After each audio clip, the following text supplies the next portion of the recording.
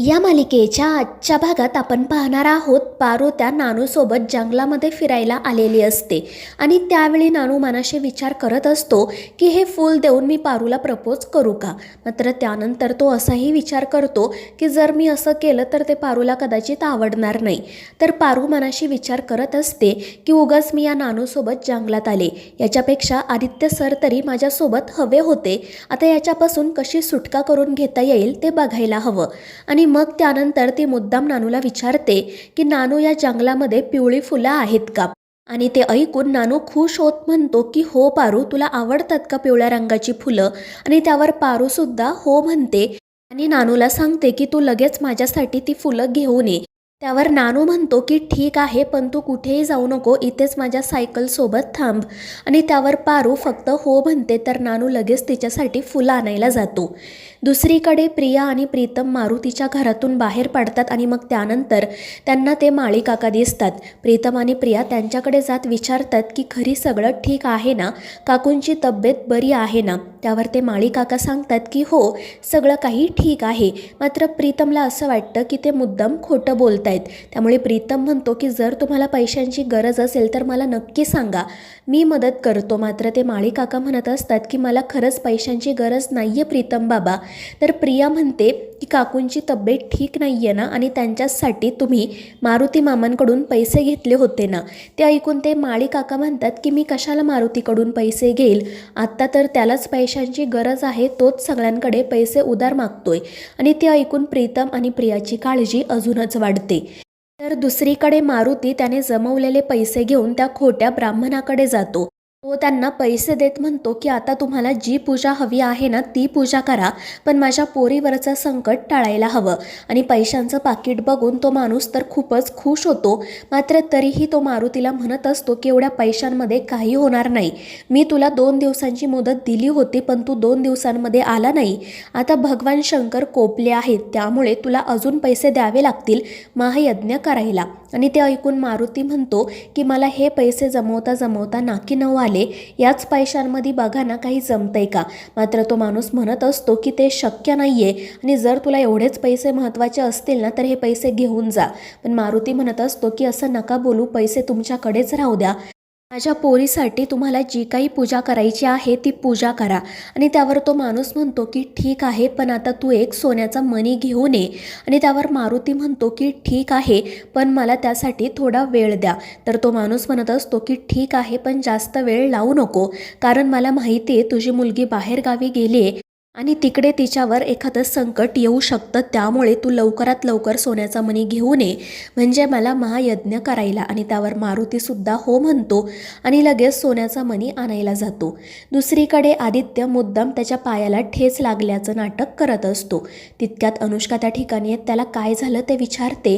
आदित्य नाटक करत म्हणतो की अगं मी तुझ्यासोबत शॉपिंगला जायला खूप एक्सायटेड होतो, म्हणून घाईघाईत फार्म हाऊसवर जाण्यासाठी निघालो, पण ठेच लागली. मला आता चालता सुद्धा येत नाहीये. आणि ते ऐकून अनुष्का म्हणते की ठीक आहे, मी पटकन डॉक्टरांना बोलावते. तर आदित्य म्हणतो की नाही नाही, त्याची काही गरज नाहीये, माझ्या रूममध्ये फर्स्ट एडचं बॉक्स आहे, मी काहीतरी करेल. तर अनुष्का म्हणत असते की ठीक आहे, मग आता आपण शॉपिंगला नको जायला. पण आदित्य म्हणतो की असं कसं, तू प्लीज शॉपिंगला जा. मला तू चूज केलेल्या कपड्यांमध्ये अवॉर्ड घेताना बघायचं आहे ना, मला सुद्धा तुझी चॉईस कशी आहे ते बघायचं आहे. त्यामुळे तू एकटी शॉपिंगला जा, माझी काळजी करू नको. आणि त्यावर अनुष्का नाईलाजाने म्हणते की ठीक आहे, आणि ती आदित्यला काळजी घ्यायला सांगून शॉपिंगला जाण्यासाठी निघते. दुसरीकडे पारू एकटीच जंगलामध्ये फिरत असते. ती खूपच खुश असते आणि स्वतःशीच म्हणत असते की गावावरून परत आल्यापासून मी त्या सिमेंटच्या जंगलामध्येच अडकले होते. आता कितीतरी दिवसांनी असं निसर्गाच्या सानिध्यात येऊन मला खरंच खूप भारी वाटते. मात्र त्यानंतर तिच्या लक्षात येतं की आपण चालत चालत खूप आतपर्यंत आलो आहोत.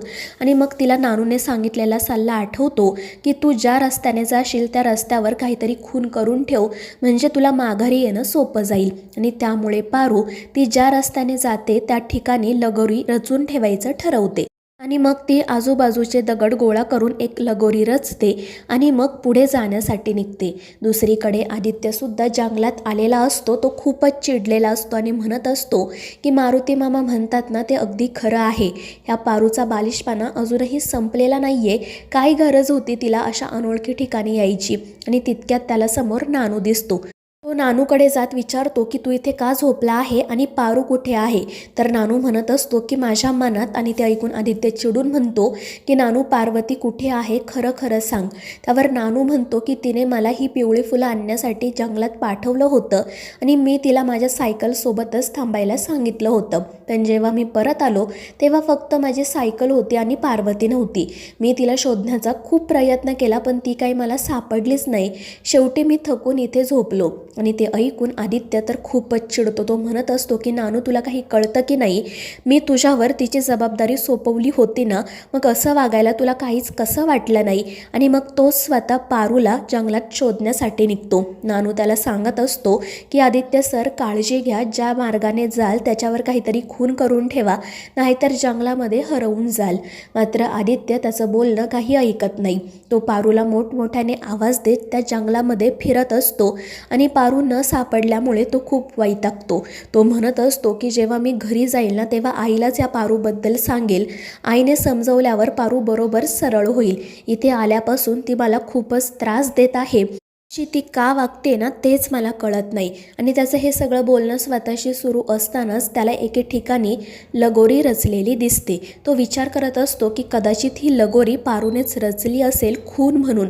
आणि मग त्यानंतर तो पारूची गंमत करायचं म्हणून ती लगोरी खाली पाडतो आणि म्हणतो की पारू आता मी सुद्धा बघतो की माझ्या मदतीशिवाय तू या जंगलातून कशी बाहेर पडते ते. तर दुसरीकडे पारू झाडांना, पानांना, फुलांना तिचं मंगळसूत्र दाखवत असते. म्हणत असते की तुम्हाला माहिती आहे का हे कोण आहेत, हे माझ्या धनी आहेत. माझ्या धनींचा ना माझ्यावर खूप जीव आहे, पण कधी कधी ते माझ्यावर चिडतात सुद्धा आणि म्हणून मी सुद्धा त्यांना मुद्दाम त्रास देते. आणि मग त्यानंतर ती आदित्यविषयीच बोलू लागते. ती म्हणत असते की आता ना माझे धनी इथे माझ्यासोबत हवे होते. ते जर माझ्यासोबत असते ना तर मला खरंच खूप आनंद झाला असता. आणि मग तिने आणि आदित्याने जे क्षण आनंदाने एकत्र घालवलेले असतात ते सगळे आठवू लागतात. आणि त्यामुळे तर ती खूपच खुश होते. आणि तितक्यात तिला आदित्यचा आवाज ऐकू येतो. आदित्य मोठमोठ्याने पारू अशी हाक मारत असतो आणि आदित्यचा आवाज ऐकून पारू तर खूपच खुश होते आणि ती सुद्धा मोठ्याने धनी अशी हाक मारते. आणि जेव्हा आदित्य पारूचा आवाज ऐकतो तेव्हा तो खूपच खुश होतो आणि मोठमोठ्याने तिला हाका मारत शोधू लागतो. मात्र पारू म्हणत असते की आदित्य सर इथे कशासाठी आले असतील, मला शोधण्यासाठी का, पण ते मला का शोधतील, मी तर त्यांच्यासाठी फक्त एक नोकर आहे ना. मग त्यानंतर ती आदित्यपासून लपायचं ठरवते. दुसरीकडे आदित्य पारूला आवाज देत सगळीकडे फिरत असतो. तो मोठमोठ्याने ओरडत म्हणत असतो की पारू मला माहिती आहे तू इथेच कुठेतरी आहे, प्लीज आता माझ्या समोर ये. मात्र पारू लपूनच त्याची गंमत बघत असते आणि हसतच म्हणत असते की आदित्य सर तुम्हाला जितके प्रयत्न करायचे आहेत तितके प्रयत्न करा, पण मी काही तुमच्यासमोर येणार नाही. मात्र अचानक तिच्या पाठीमागून कोणीतरी येतं आणि तिच्या तोंडावर हात ठेवतं. दुसरीकडे अहिल्या खूप काळजीत असते. श्रीकांत तिला काय झाले ते विचारतो. अहिल्या म्हणत असते की मला आदित्यची काळजी वाटते कारण त्याचा फोन लागत नाही आहे. तर श्रीकांत म्हणतो की अहिल्या मला ना तुझं काही कळतच नाही. जेव्हा मी तुला सांगितलं होतं की आदित्यसोबत जा तेव्हा तर तू नकार दिला आणि आता इथे त्याची काळजी करत बसली. तर अहिल्या म्हणत असते की त्यापेक्षा ना मी अनुष्कालाच कॉल लावते, आदित्य तिच्या सोबतच असेल. आणि मग ती अनुष्काला कॉल करते.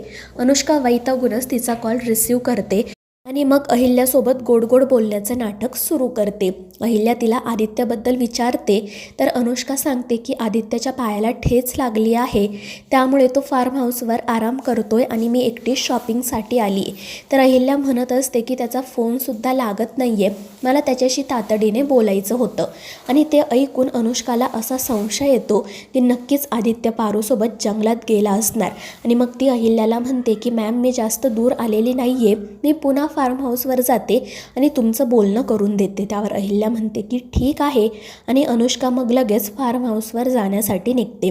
दुसरीकडे पारूच्या तोंडावर हात ठेवलेला व्यक्ती दुसरा तिसरा कोणीही नसून आदित्यच असतो.